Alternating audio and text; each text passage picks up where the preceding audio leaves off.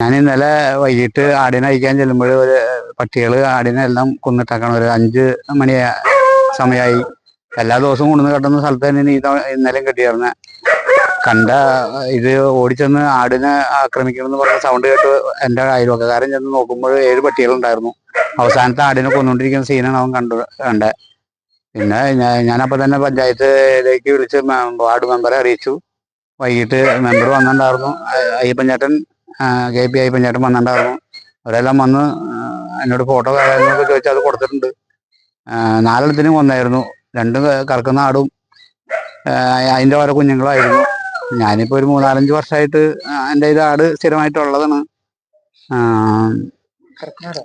2 കറക്കണ ആടായിരുന്നു, കറവയുള്ളതാണ്.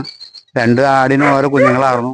പിന്നെ വൈകുന്നേരത്തോടു കൂടി സംഭവം ഈ നേരെ 7 മണിയായപ്പോഴേക്കും ഞങ്ങളത് ഇവരെല്ലാവരും കണ്ടതിന് ശേഷം മറവ് ചെയ്തായിരുന്നു.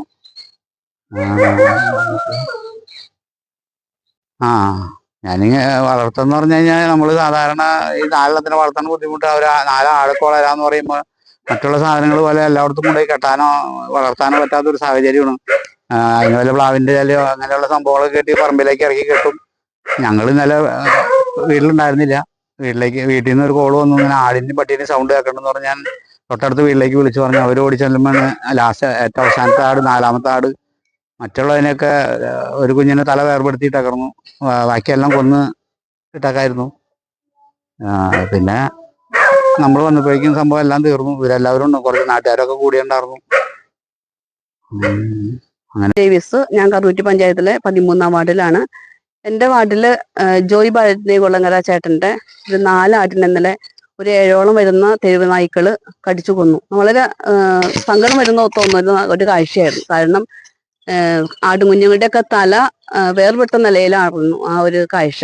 നമുക്ക് ഒരു കഴിഞ്ഞ വർഷം ജോയിച്ചേട്ടനെ സംബന്ധിച്ച് എല്ലാ മൃഗങ്ങളും വീട്ടിൽ വളർത്തുന്നതാണ്.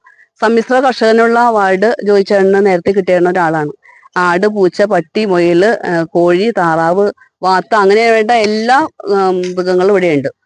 ഒരു കർഷകനെ സംബന്ധിച്ചിടത്തോളം ആ ഒരു ആട് അത്രയും വലുതാവാനായിട്ട് ഒരുപാട് കഷ്ടപ്പെട്ടിട്ടുണ്ടാവും. ഇതിപ്പോ തെരുവുനായ്ക്കളുടെ ശല്യം ദിനംപ്രതി കൂടിക്കൊണ്ടിരിക്കുകയാണ്. അപ്പോൾ എല്ലാവരിലും ഒരു ജാഗ്രത വേണം. അപ്പോൾ അതുപോലെ തന്നെ പാവപ്പെട്ടവരുടെ ഒരു നിത്യവൃത്തി കഴിഞ്ഞു പോണത് ഈ ഒരു വരുമാനം കൊണ്ടായിരിക്കും. അപ്പോൾ ഒരു ഗവൺമെന്റിന്റെ ഭാഗത്തുനിന്നായാലും ഇതുപോലെ പട്ടീനെ ഒരു വന്ധീകരണം അത്യാവശ്യമാണ്. ഇതേപോലുള്ള ദുരന്തങ്ങൾ ഇനി സംഭവിക്കാതിരിക്കട്ടെ. കാരണം ഒരു മനുഷ്യന്റെ ജീവനെ വില പോലും കൽപ്പിക്കുന്ന അതുപോലെ തന്നെയാണല്ലോ ഒരു മൃഗങ്ങളുടെ ജീവനും.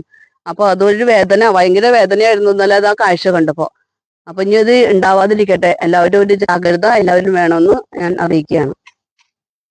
ഈ തെരുവ് നായ്ക്കളുടെ വംശനാശം ഇല്ലാതാക്കാൻ വേണ്ടിയിട്ടല്ല, എന്നാൽ ഒരു പരിധി വരെ മാറ്റാൻ വേണ്ടിയിട്ട് മേൽത്തട്ടി എന്നുള്ളൊരു നടപടി ഉണ്ടായാൽ മാത്രമാണ് പഞ്ചായത്തുകളിലേക്ക് അത് വ്യാപകമാവുള്ളൂ.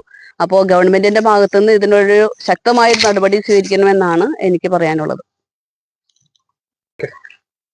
അതായത് എൻ്റെ അപ്പൻ്റെ അനിയൻ്റെ ആടിനെയാണ് പട്ടികൾ പിടിച്ചത്.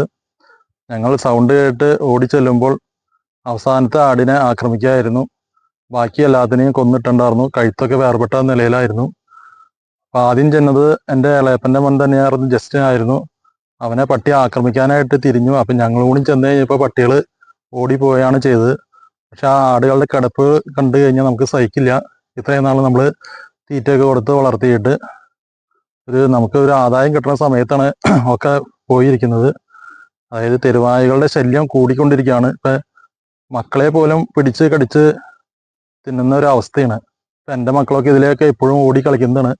അവർക്ക് ഒരു അപകട ഭീഷണിയാണ് ഇത്. അപ്പം അതിനെതിരെ എന്തെങ്കിലുമൊക്കെ ഒരു നടപടി എടുക്കണമെന്നാണ് എനിക്ക് പറയാനുള്ളത്. 5:30 ആണ് എന്നെ വിളിച്ച് പറയുന്നത്. അപ്പോൾ അതനുസരിച്ചാണ് ഞാൻ ചെന്ന് നോക്കിയത്. അപ്പോൾ എൻ്റെ കൂടെ 2 പേരുണ്ടായിരുന്നു.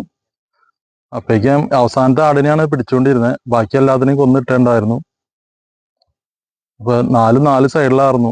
കയറൊക്കെ കണ്ടിച്ച് പിടിച്ച് കണ്ടിച്ച് ഒക്കെ ഇട്ടേക്കായിരുന്നു. തല വേർപെട്ട നിലയിലായിരുന്നു 2 കുഞ്ഞുങ്ങളുടെ.